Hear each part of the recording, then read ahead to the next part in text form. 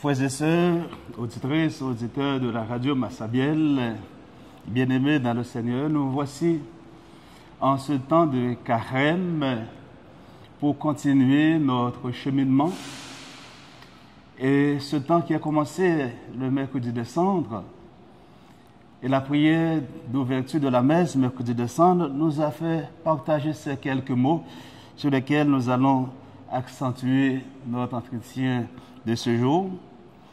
La prière disait: accorde-nous, Seigneur, de savoir commencer saintement par le jeûne, l'entraînement au combat spirituel, que nos privations nous rendent plus forts pour lutter contre l'esprit du mal.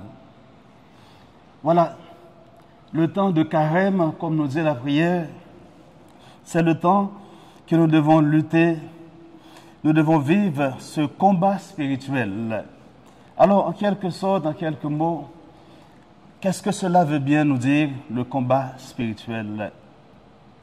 Nous savons que le carême est un temps de préparation intense pour nous, les chrétiens, avant d'arriver à la célébration pascale, la plus grande fête de l'année liturgique. Mais aussi, c'est un temps de purification, le carême, un temps de prière, un temps de jeûne et de pénitence. Il est également un temps privilégié pour renforcer notre relation avec Dieu en nous préparant à la lutte spirituelle que chacun doit mener de manière quotidienne. La notion du combat spirituel peut sembler abstraite, voire inquiétante, mais elle est essentielle pour comprendre le cheminement de la foi chrétienne, frères et sœurs. L'objectif de ces quelques mots que nous partageons à la suite de cette lancée de ces conférences réalisées par Monseigneur se veut de nous inviter à entrer dans cet entraînement au combat spirituel. Ce combat n'est pas un combat contre les autres, mais un combat contre ceux qui nous éloignent de Dieu. Un combat contre nos propres passions désordonnées, un combat contre nos faiblesses humaines, un combat contre les épreuves même de la vie. C'est un combat intérieur, c'est le combat du cœur, c'est le combat de l'esprit, le combat de la vérité, le combat de la volonté pour que nous menons dans notre vie, avec la lumière de la foi, une vie sainte, une vie chrétienne prospère.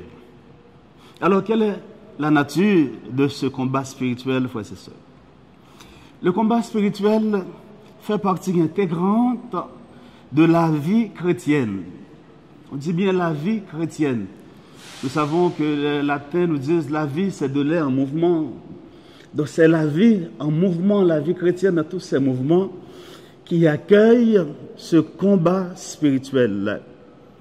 Saint Paul, dans sa lettre aux Éphésiens, au chapitre 6, verset 12, il nous dit: car notre combat n'est pas contre le sang et la chair, mais contre les dominations, contre les autorités, contre les princes de ce monde de ténèbres, contre les esprits du mal, contre les esprits même dans ces lieux célestes. Ce qui signifie que notre lutte n'est pas contre nos ennemis physiques, n'est pas contre nos collègues, nos voisins, nos voisines, même s'ils ne nous arrangent pas toujours. Mais ce combat, c'est le combat contre les forces invisibles qui cherchent à nous détourner de Dieu lui-même. Le combat spirituel n'est pas une guerre violente ou extérieure, mais c'est un combat intérieur. C'est une lutte pour rester fidèle à Dieu face aux distractions de ce monde, face aux tentations du mal, face aux faiblesses et face même à notre nature humaine. Ce combat spirituel, pour pouvoir bien mener ce combat, mais la parole de Dieu nous donne des armes, des instruments pour pouvoir vivre au quotidien ce combat.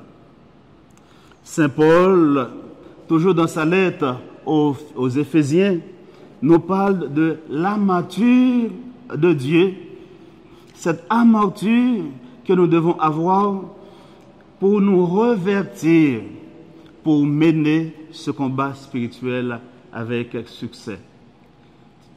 On va prendre bien au sérieux les thèmes de Saint Paul, une armature pour nous revêtir, pour mener un combat spirituel avec succès. Alors, qu'est-ce que Saint Paul nous propose comme arme, comme instrument faisant partie de cette armature de Dieu? Saint Paul nous dit d'abord, comme bouclier, nous savons l'importance du bouclier pour le soldat de se protéger contre les flèches de l'adversaire, comme bouclier de la foi. Il nous dit la foi, c'est la première défense contre les attaques du mal.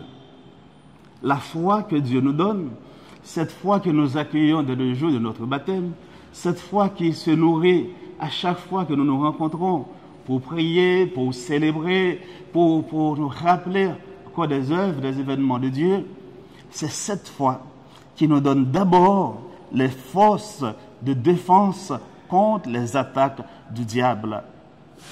Elle nous permet de résister, la résistance, elle nous permet de résister aux doutes et aux tentations.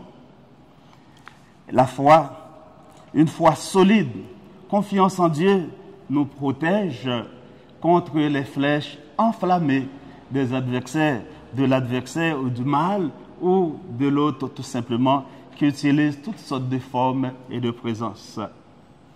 En plus de ce bouclier de la foi, Saint Paul nous présente comme autre armature la ceinture de la vérité. Saint Paul nous dit, la vérité est le fondement de notre vie chrétienne. Jésus nous l'a dit en ce genre, la vérité nous rendra libres. Cette liberté apportée par le Christ libérateur, mais cette liberté, cette vérité, c'est le fondement de notre vie chrétienne. Si nous acceptons la vérité de l'Évangile, nous sommes protégés contre les mensonges et les tromperies qui cherchent à nous égarer. Et en plus de la ceinture, Saint Paul nous parle également de la cuirasse de la justice. La justice est le vêtement de ceux qui cherchent à vivre selon la volonté de Dieu. Celui qui cherche à vivre selon la volonté de Dieu, Saint Paul nous dit, la justice, c'est le vêtement de celui-là. Elle protège notre cœur et nous garde dans l'intégrité et la pureté. Donc, pour mener ce combat spirituel, recouvert de cette cuirasse, nous faisons et nous vivons cette justice avec nos frères et sœurs dans la famille et dans la communauté. Il nous dit, Saint Paul, que nous avons les chaussures pour mener ce combat. Les chaussures de l'évangile de la paix, nous dit Saint Paul. On ne va pas en guerre pieds nus. Il nous dit, le chrétien doit être prêt à annoncer la paix du Christ. Le chrétien est toujours sur la route, car la mission du Christ, c'est aller apporter. Doit être prêt à aller dans les périphéries, encore plus loin, dans les périphéries, pour aller apporter ce message de la paix, pour aller apporter cet évangile de la réconciliation. Ce sont nos pieds, mes frères et sœurs, qui nous mènent dans le monde. Et ces chaussures nous permettent de rester fermes dans notre mission d'évangélisation notre mission de partage de l'amour du Christ avec les autres. Il nous faut aussi le casque, nous dit saint Paul. C'est le casque du salut. Le salut est ce qui nous assure et assure notre victoire finale. Ce salut que nous avons reçu du Christ, il nous assure cette victoire finale. Et c'est le casque du salut qui nous protège de la tentation de désespoir, de la tentation de perdre le combat. C'est ce casque qui nous donne de garder l'espoir dans la miséricorde de Dieu et de permettre aux autres de garder cet espoir, de vivre dans cette miséricorde. Comme tout soldat, nous avons besoin de l'épée de l'Esprit, qui est la parole de Dieu. L'Évangile, c'est notre arme la plus puissante, frères et sœurs. C'est la parole de Dieu qui nous guide et nous aide à repousser les attaques de l'ennemi. Nous avons besoin de toutes ces armes.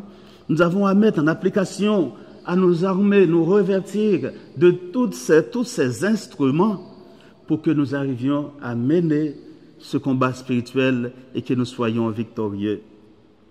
Ces éléments, frères et sœurs, que nous venons de partager avec saint Paul, ne sont pas seulement des symboles, mais des réalités spirituelles, des réalités qui doivent être vécues et incarnées.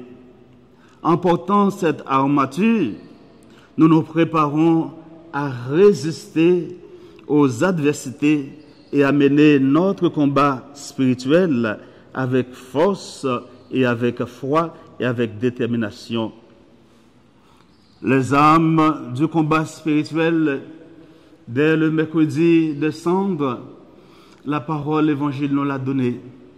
C'est la prière, le jeûne et la charité. Le combat spirituel repose sur ces trois grandes armes, sur ces trois piliers. Et ces trois piliers marchent ensemble. L'un ne marche pas sans l'autre, sinon ça ne marche pas. Ce sont les pratiques que l'Église nous invite à intensifier de manière particulière, frères et sœurs, pendant ce temps de carême, mais des pratiques que nous devons vivre chaque jour. Des pratiques qui nous fortifient et qui fortifient notre âme et nous rendent plus réceptifs à l'œuvre de Dieu en nous. La prière, nous savons, c'est l'âme du combat spirituel. Elle est ce lien direct avec Dieu, le lieu où nous puisons force et courage. Jésus lui-même nous a enseigné à prier et aussi à veiller. Notamment, nous nous rappelons, dans le jardin de Gethsémani, avant la passion, il se retira pour prier. La prière permet d'affronter les tentations. La prière nous donne le courage d'affronter ces difficultés. La tentation de nous ancrer dans la volonté de Dieu et de recevoir la grâce nécessaire pour vaincre nos faiblesses. La prière se marie avec le jeûne qui est un moyen puissant de purification. En nous privant de certaines choses, de certains aliments, nous nous détachons des plaisirs matériels et des distractions qui éloignent notre cœur de Dieu. Le jeûne nous aide à discipliner notre corps et à renforcer notre volonté, notre capacité. Le jeûne, c'est un acte d'humilité et de renoncement à soi qui nous prépare à vivre davantage selon l'esprit de l'Évangile. Mais le jeûne avec la prière. Jeûne sans la prière n'est pas spirituel. Jeûne avec la prière qui va nous conduire vers la charité qui nous fait vivre ces trois piliers. La charité, c'est l'amour concret du prochain.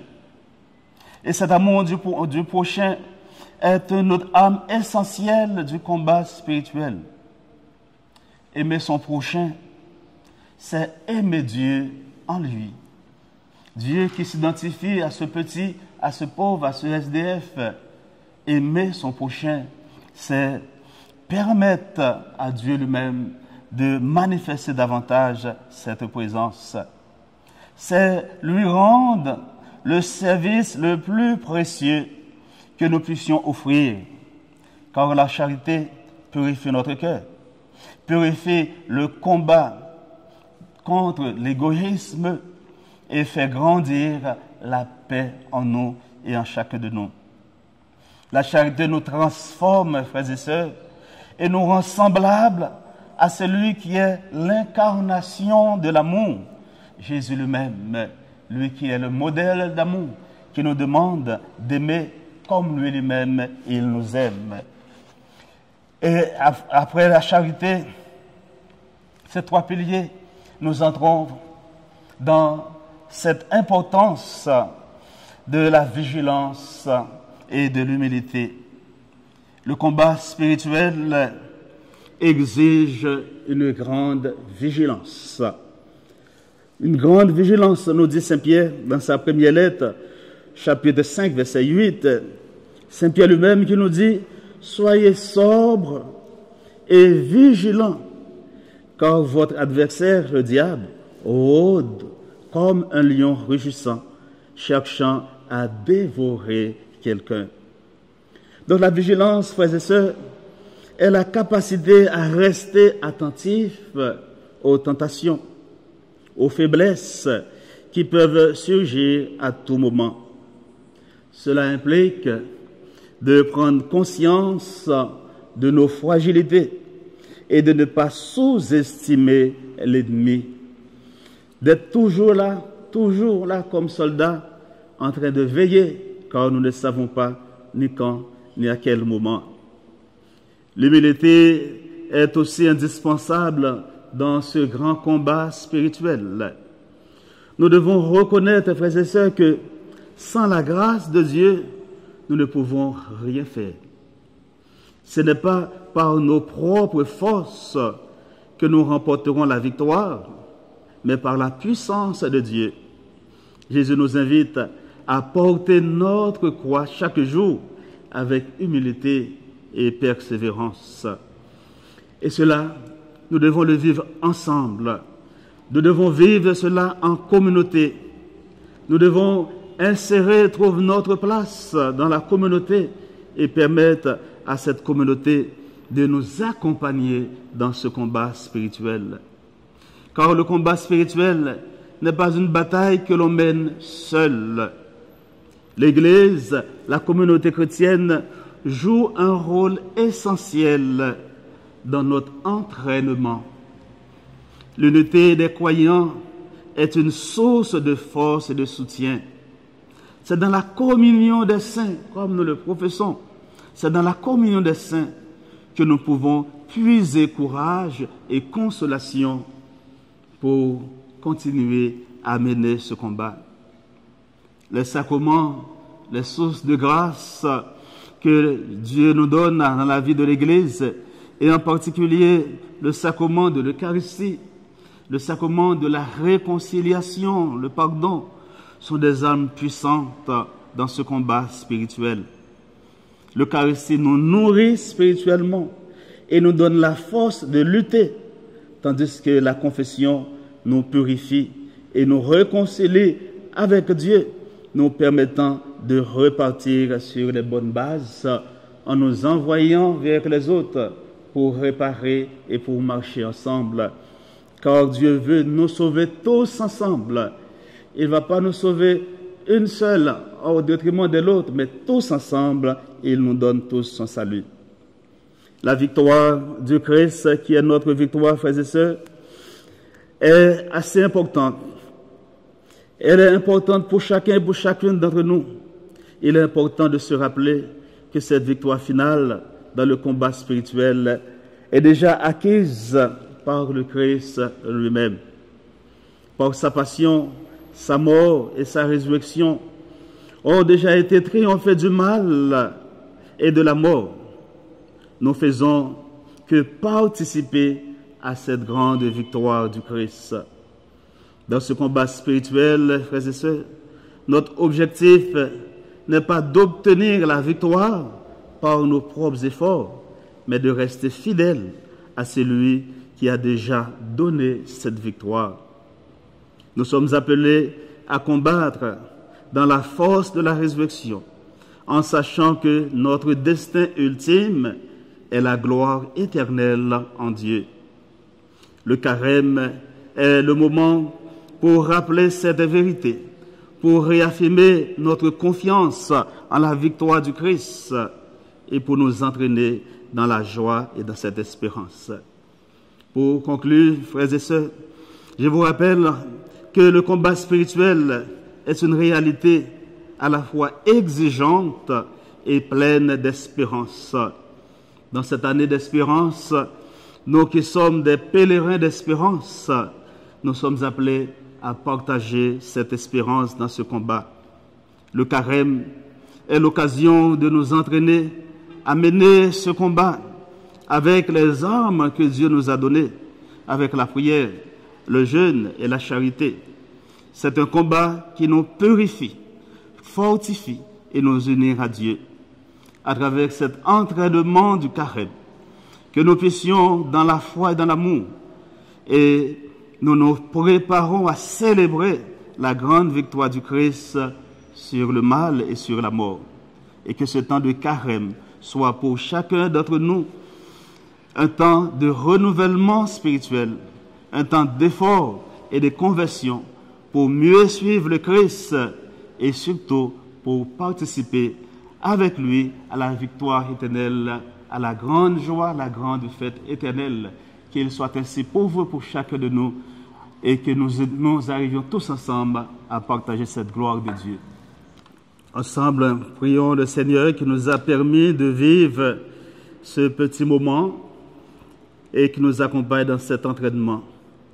Dans ta bonté, Dieu souverain, répands sur ceux qui s'inclinent devant toi un esprit de contrition, afin que ta miséricorde leur obtienne la récompense promise à ceux qui font pénitence. Nous te le demandons, Père, par ton Fils Jésus qui vit avec toi, et le Saint-Esprit maintenant et pour les siècles des siècles. Et que le Dieu Tout-Puissant d'amour vous bénisse, au nom du Père et du Fils et du Saint-Esprit. Amen.